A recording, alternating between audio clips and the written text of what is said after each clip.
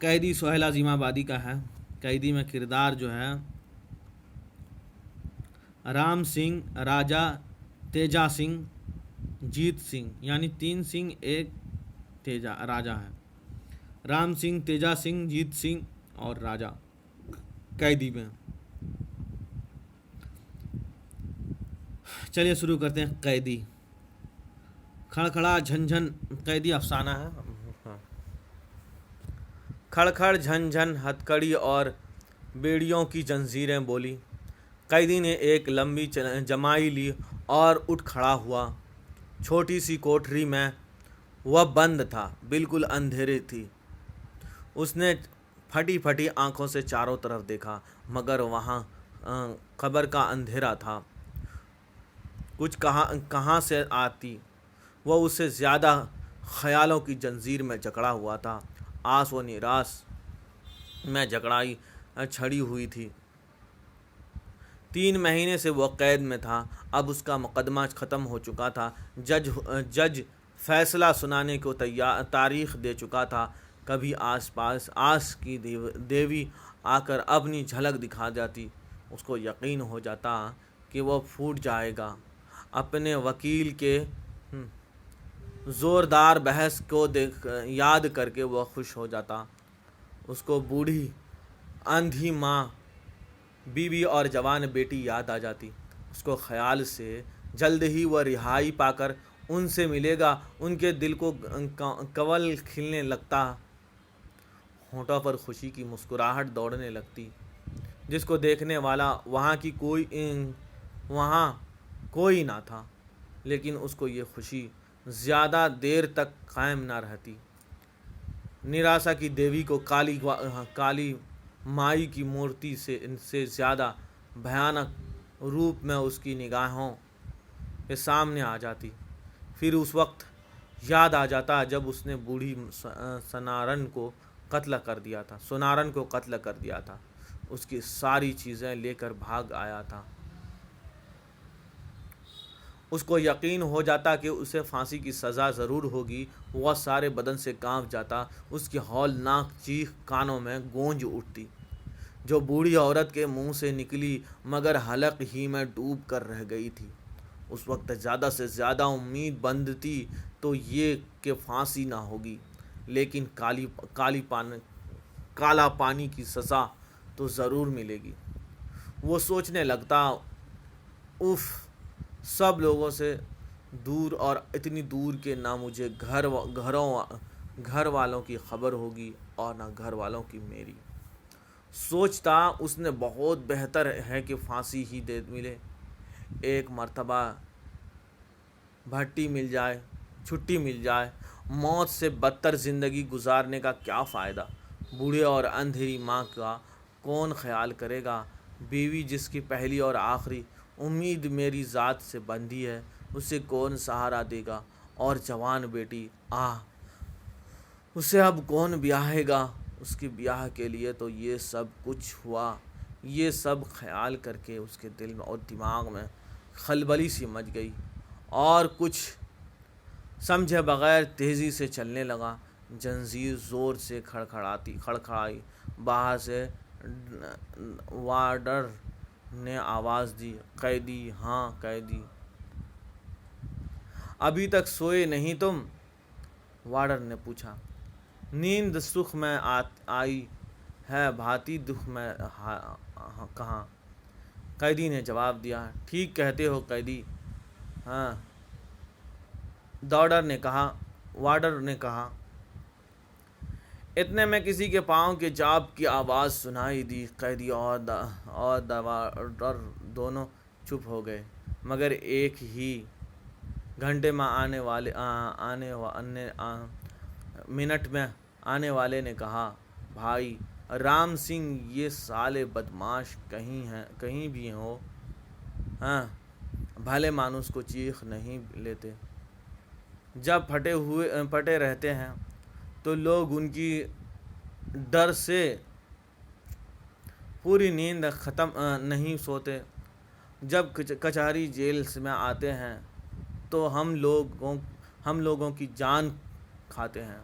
ساری رات کتوں کی طرح ادھر ادھر پھرا کر پہرا دینا پڑتا ہے۔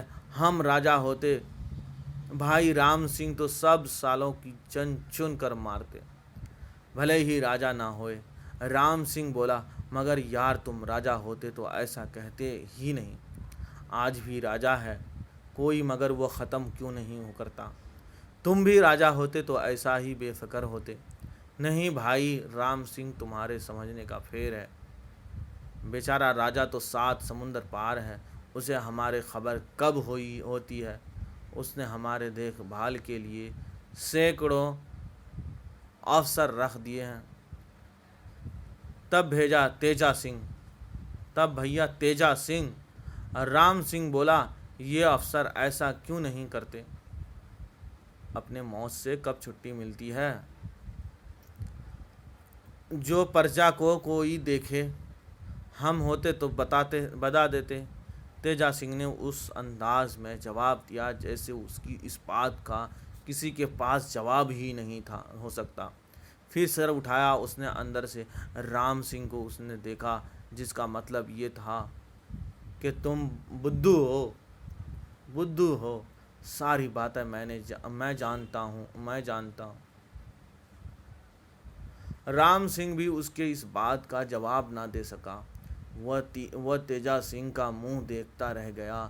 اسے تیجا سنگھ کی بات دل کو لگی معلوم ہو گئی، مگر اس نے ذرا ہنستے ہوئے کہا، چھوڑ بھیا اس کی بات۔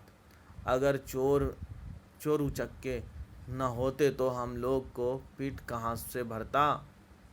تیجا سنگھ کو رام سنگھ کی بات ٹھیک معلوم ہوئی۔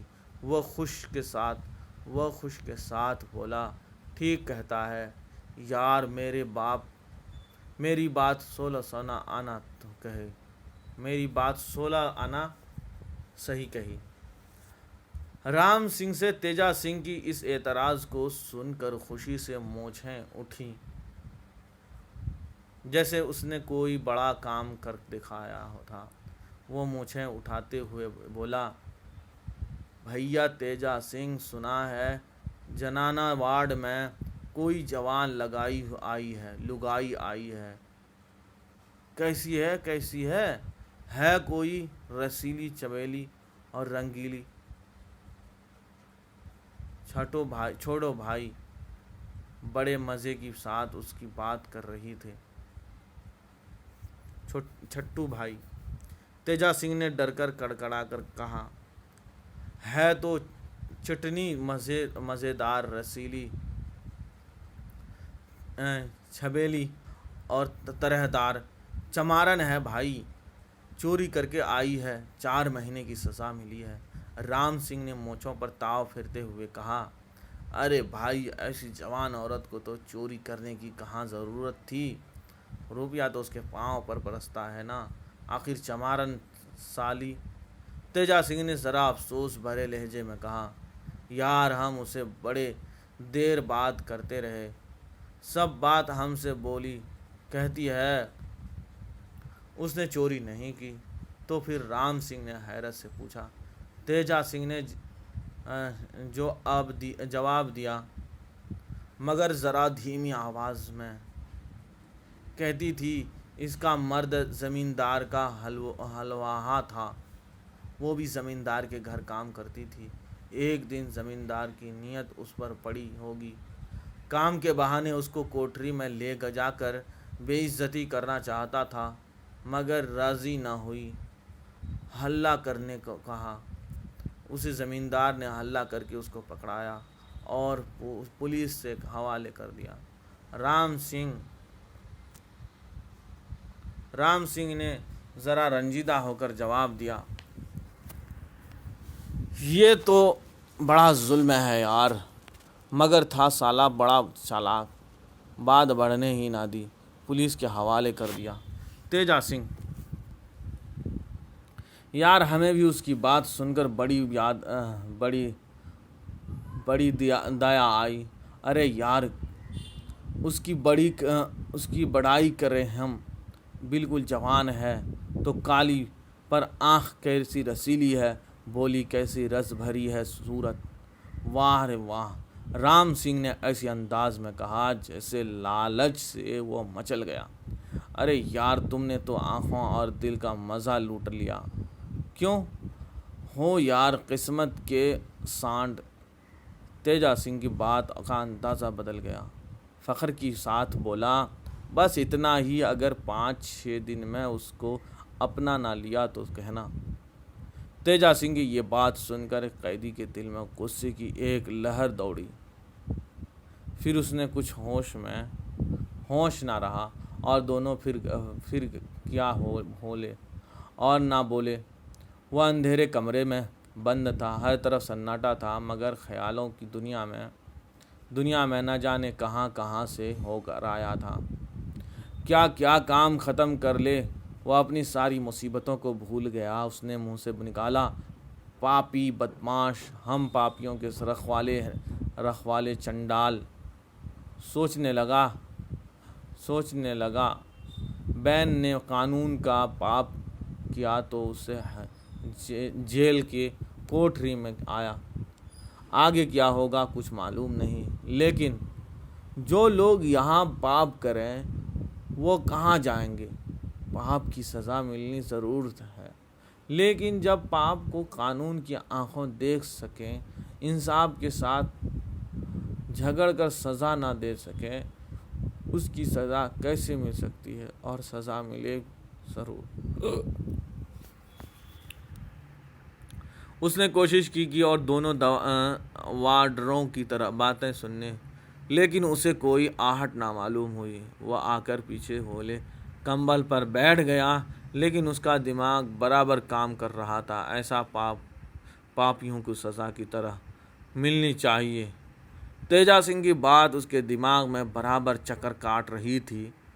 بالکل جوان ہے، آنکھیں رسیلی ہیں۔ یکایک وہ تیجا سنگھ کی ساری باتیں بھول گیا۔ اس کی اپنی بیوی یاد آ گئی، بالکل جوان رسیلی آنکھوں والی۔ اس نے اپنی بیوی کی سب سے پہلی بات یاد آ گئی۔ بیاہ کے بعد جب تنہائی میں پہلی بار ایک عورت سے ملا تھا، اس نے کوٹری میں چاروں طرف دیکھا، بالکل سناٹا تھا، بالکل ایسے اکیلی وہ کوٹری میں تھی۔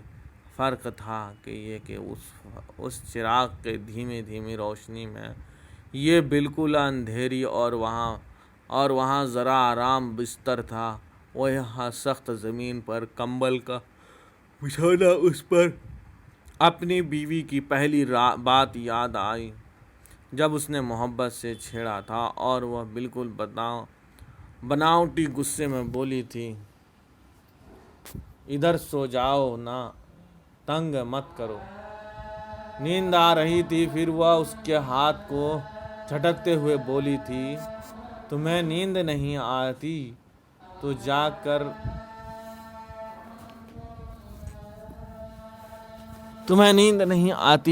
کر معلوم ہوا جیسے کسی نے تان کر اس کے دل میں گھونسا مار دیا۔ وہ تلملا سا گیا، اس کی سانس پھولنے لگی، روم کٹتا ہوا معلوم ہونے لگا، لیکن بیوی کی ساری باتیں ایک ایک کر کے یاد آنے لگی۔ اس کے بولتے مسکرانا، کھلکھلا کر ہنسنا، اور ہنستے بولتے جانا، محبت سے حال پوچھنا، اس کی ذرا سی پریشانی پر اس کا پریشان ہو جانا، اور بہت سی باتیں اس کی بڑھ گئی، اور گھبرا کر اٹھ کھڑا ہوا اور اس کے اندر کی کوٹری میں ٹہلنے لگا، اور زنجیر کھڑکھڑانے لگی اور گھبرا کر بیٹھ گیا۔ آگے چلتا زنجیر کی کھڑکھڑاہٹ نے اس سے پہلے اس پر اتنا زیادہ اثر کبھی نہیں کیا تھا۔ بیٹھتے ہی اس کے معلوم ہوا جیسے اس کے دل کی حرکت بند ہوتی جا رہی ہے۔ اس نے لمبی سانسیں لیتی شروع کر دی، مگر پھر بھی کچھ سکون نہ ہوا۔ معلوم ہوا جیسے دم گھٹتا جا رہا ہے۔ گھبرا کر اس کی دیوار کے اوپر حصے کو دیکھا، جہاں ہوا آنے کے لیے 2 گول سوراخیں بنے تھے۔ سوراخوں سے روشنی ذرا بھی نہیں آ رہی تھی۔ دونوں سوراخ اس کی ماں کی آنکھوں کی طرح بے نور تھی۔ اسے ان سوراخوں کو دیکھ کر ڈر معلوم ہونے لگا۔ اس نے گھبرا کر آنکھیں بند کر لی۔ اسے محسوس ہوا جسے کوئی دوسرا آدمی کوٹھری میں چل رہا ہے۔ اس نے آنکھیں کھول کر دیکھا، پھر بند کر لیا۔ کوٹھری میں اس کے سوا کوئی دوسرا نہ تھا۔ اسے اور بھی ڈر گیا۔ وہ ڈرنے سے اتنا بتایا تھا کہ اس کو کوٹھری میں ایک خونی ڈاکو بند تھا، جیت سنگھ۔ اسے آتے ہی یقین تھا کہ پھانسی ہو گئی، لیکن جیت سنگھ نے آتے ہی جیلر سے کہہ دیا تھا کہ اسے پھانسی نہیں ہو سکتی۔ پہلے تو اس نے بھاگنے کی کوشش کی مگر کامیاب نہ ہو سکا تو دیوار سے سڑک کر گر مر گیا۔ کبھی کبھی جیت سنگھ کی روح اس کوٹھری میں آیا کرتی ہے۔ قیدی کو معلوم ہوا جیسے جیت سنگھ کوئی روح کوٹھری میں موجود ہے، ادھر سے ادھر ڈرتی پھرتی ہے۔ گھبرا کر اس نے آنکھیں بند کر لی، پھر پاؤں کی چاپ کی ہلکی ہلکی آواز اس کے کانوں میں جانے لگی۔ اس کا رواں دواں سہم گیا۔ اس نے چھت کو دیکھا، کمرہ بالکل اندھیرا تھا۔ دیوار کے دونوں گول سوراخ اسے نظر آئے اور پھر وہ ڈر گیا۔ جیت سنگھ کی روح اسے دیکھ سے جھانکتے معلوم ہوتی۔ وہ دل ہی دل میں سیا رام کہنے لگتا۔ ڈر کم ہوا اور جیت سنگھ کی بہادری کے کارناموں کو یاد کرنے لگا۔ اس کے دل میں خوشامد کا ایک جذبہ پیدا ہو گیا۔ اس نے دل ہی دل میں، لیکن اس طرح جیسے جیت سنگھ کو مخالفت کر کے کہہ دیا کہ جیت سنگھ تو وہ بڑا شریف دلدار بہادر آدمی تھا، ان کے ہزاروں لوٹا تو ہزاروں کی پرورش بھی کی، وہ تو شیر تھا، شیر۔ وارڈن نے اسے بتایا تھا کہ جب وہ جیت سنگھ کو گرفتار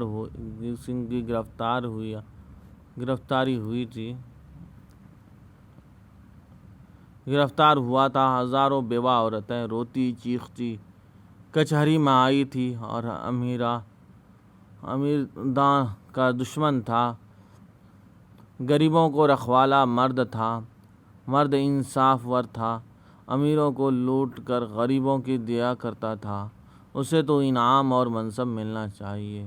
اس نے اگر سینکڑوں خون کیے ہیں تو سینکڑوں فاقہ سٹے تڑپتے ہوئے زندگی کو بچایا تھا۔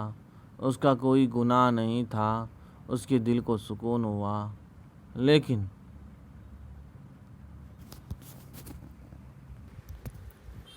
کہ اس کو یقین ہو گیا کہ اگر جیت سنگھ کی روح کو کوٹھری میں ہوگی تو خوش ہو کر چلی جائے گی، ڈر بالکل ہی نہ جاتا۔ غریب لوگوں کا خیال آتے ہی اسے اپنی ماں، بیوی اور بیٹی یاد آ گئی۔ بیوی جس کی جوانی اب ڈھل گئی تھی، جس کی جوانی کو یاد کر کے تھوڑی دیر پہلے وہ تڑپ گیا تھا۔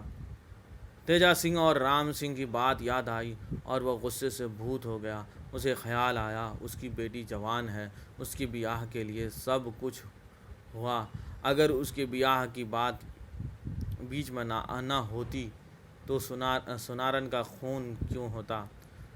ارے کمبخت، چلائی کیوں؟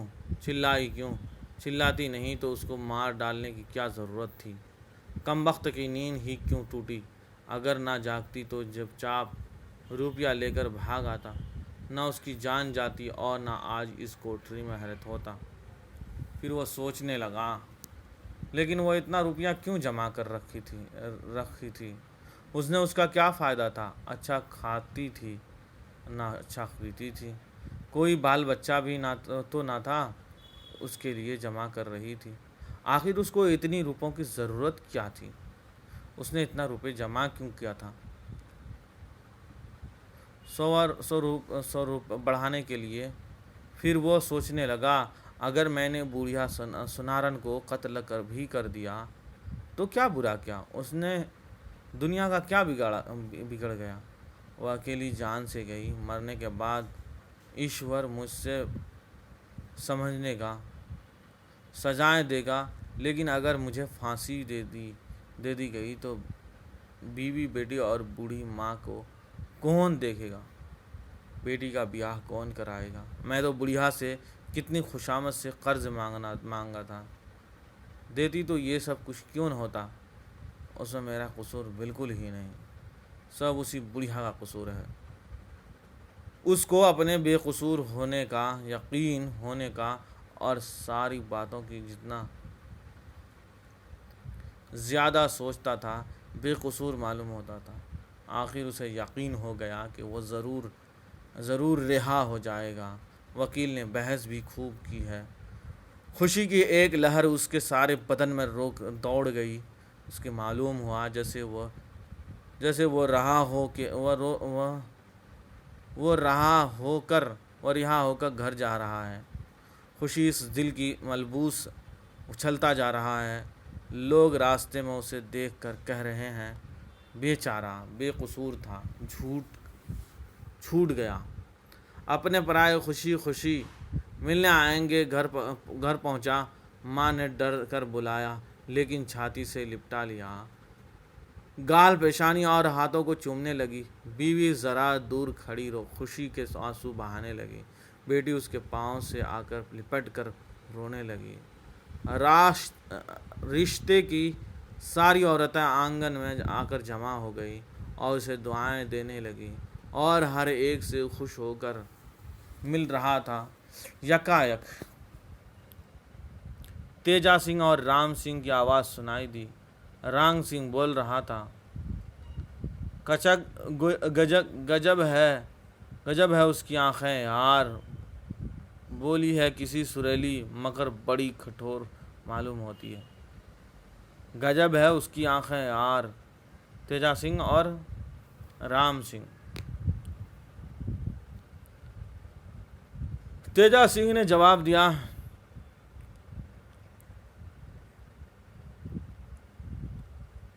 چڑیا نہیں پھنس کر آتی ہے تو زیادہ پھڑپڑاتی ہے، پھر راستے پر آ ہی جاتی ہے۔ پنجرے کی تو ہوا تو لگ جائے گی۔ قیدی کا غصہ سے خون کھولنے لگا۔ اسے ضبط نہ ہو سکا اور وہ بولتا ہوا اٹھ گا، تیزی سے دروازے کی طرف بڑھ رہا تھا۔ ٹھہر، سارے چکر چکھاتا ہوں مزہ۔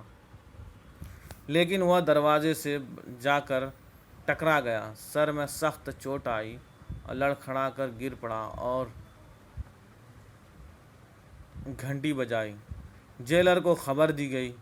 دروازہ کھلا۔ قیدی دروازے پر کھڑا تھا، زنجیر میں جکڑا ہوا، مگر اس کی روح آزاد ہو چکی تھی۔